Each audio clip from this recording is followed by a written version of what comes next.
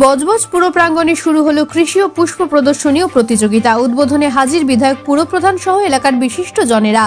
অন্যদিকে কম্পিউটার সায়েন্সে ভারতের সেরা 4টি কলেজ তালিকায় বজবজের বিবিআইটি কৃতি ছাত্রদের সংবর্ধনায় রাজ্যের মন্ত্রী। আসব বিস্তারিত খবরে।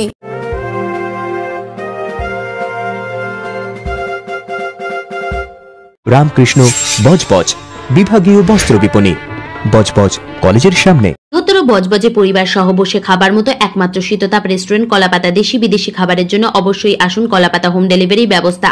বজবজ পুর প্রাঙ্গণে হৈ হৈ করে শুরু হলো 24তম বার্ষিক কৃষি পুষ্প প্রদর্শনী ও প্রতিযোগিতা।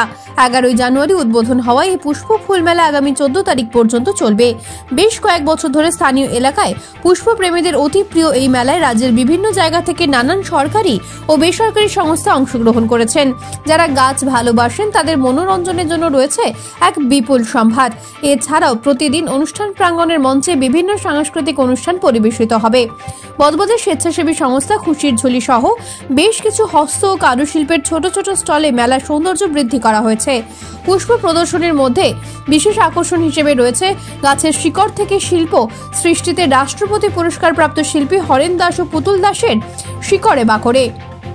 এছাড়াও পশ্চিমবঙ্গ সরকারের পুরস্কারপ্রাপ্ত সূচি শিল্পী রুনু পাঁজালের অসাধারণ শিল্পসত্তা এই মেলায় স্থান পেয়েছে। উদ্বোধনী অনুষ্ঠানে এলাকার বিধায়ক অশোক দেব, পুরপ্রধান গৌতম দাশগুপ্ত, উপপুরপ্রধান মোহাম্মদ মনসুর সহ পুরসভার বিভিন্ন পুরপিতা ও পুরমাতারা উপস্থিত ছিলেন। ওই দিন স্থানীয় চিকিৎসক ডাক্তার অভিক জানার নিবেদনে তত্ত্বমসী নামক একটি অডিও ভিজুয়াল প্রদর্শনী মানুষের নজর কাড়ে। এটা একটা ঐতিহ্যমণ্ডিত অনুষ্ঠান। নিঃসন্দেহে 24 বছরের এই বজবজ পুরসভা আয়োজিত কৃষি পুষ্প প্রদর্শনী ও প্রতিযোগিতা। চলতি কথায় বা এক কথায় মানুষ একে ফুল মেলা বলেন। বাঙালির 12 মাসে 13 পার্বণ। বজবজবাসীও অপেক্ষায় থাকেন, প্রত্যাশা করেন যে বজবজ পুরসভা শীতকালে এই জানুয়ারি মাসের শুরুর দিকে নতুন বছরে এই ফুল মেলার আয়োজন করবে। এবং এখানে আমাদের Kolkata corporation, new Barrackpore municipality, সুদূর কাকদ্বীপ, নামখানা, সাগর, মুচিসা, বজবজের বিভিন্ন সরকারি বেসরকারি প্রতিষ্ঠান, ব্যক্তিগত উদ্যোগে তারা সবাই অংশগ্রহণ করেন। বিভিন্ন মানুষ স্টল দেন। রাষ্ট্রপতি পুরস্কারপ্রাপ্ত, ইউনেস্কো পুরস্কারপ্রাপ্ত হরেন দাস, পুতুল দাসের শিকড়ে বাকড়ে, রাজ্য সরকারের 5বার পুরস্কারপ্রাপ্ত শিল্পী বজবজের রুনু পাঁজাল, তার সূচি শিল্প, আমাদের স্বনির্ভর গোষ্ঠীর মহিলাদের স্টল, খাবারের স্টল, এই যে একটা আকর্ষণীয় মেলার আয়োজন, এটা বজবজ পুরসভার আর্থিক সীমাবদ্ধতা থাকা সত্ত্বেও আমরা মনে করি এটা আমাদের নৈতিক দায়িত্ব।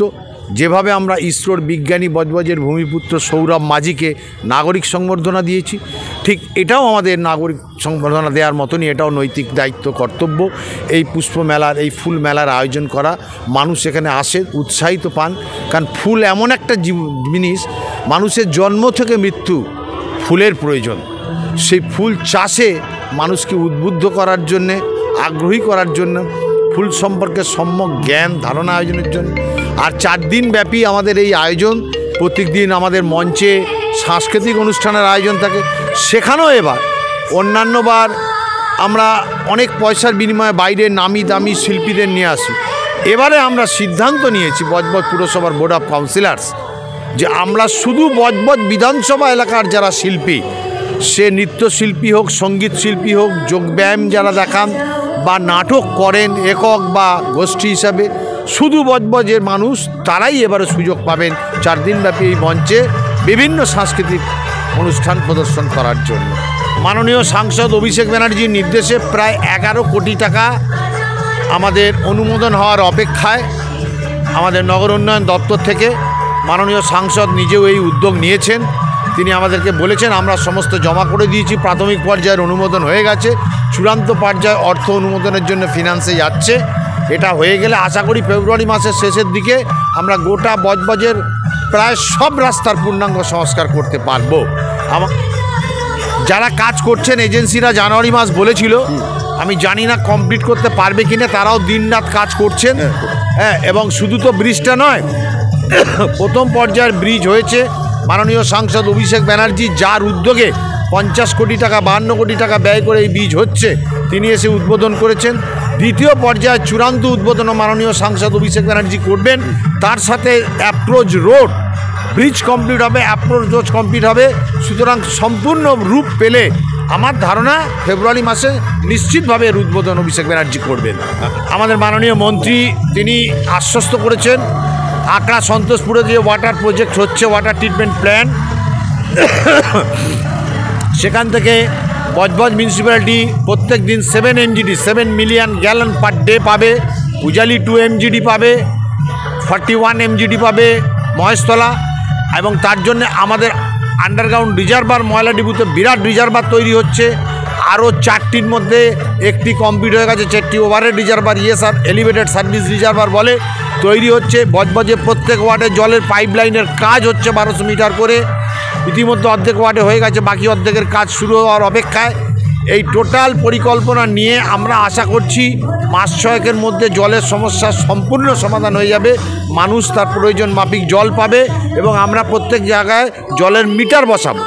জলের মিটার বসাবো পয়সা নেওয়ার জন্য নয়, জলের লেভি নেওয়ার জন্য নয়, ব্যবহারটা ঠিকমতো হচ্ছে কিনা অপচয় রোধ করার জন্য। কম্পিউটার সায়েন্সে ভারতের সেরা 4টি কলেজ তালিকায় বজবজের বিবিআইটি কলেজ।